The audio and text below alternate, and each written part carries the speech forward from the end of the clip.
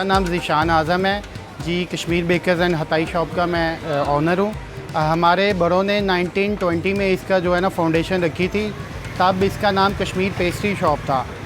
और उसके बाद 1950 में मेरे दादा जान ने इसको कश्मीर बेकर्स एंड हताई शॉप जो है ना एक नाम रख दिया, क्योंकि मेरे दादा जान one of the Pioneer chef थे लाहौर में। तमाम प्रोडक्ट्स जितनी भी केक रस, बिस्किट्स, हताई रस वगैरह जो भी होते हैं, वो बेकरी के प्रोडक्ट्स जो है ना बनाने में माहिर थे।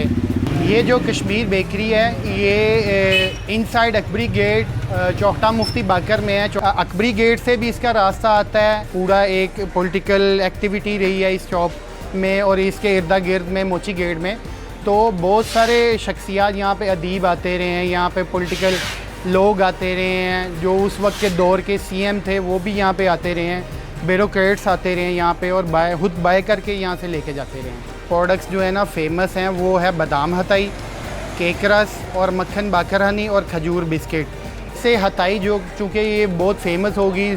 तो उसके बाद जो है ना कुछ पॉलिटिकल लोग, जैसे ये मोची दरवाज़ा जिन लोगों का घर है आपको पता है, उनके कहने पर फ़र्स्ट टाइम हमने जो है ना बादाम हताई मुतारफ़ करवाई थी उनके इसरार पर।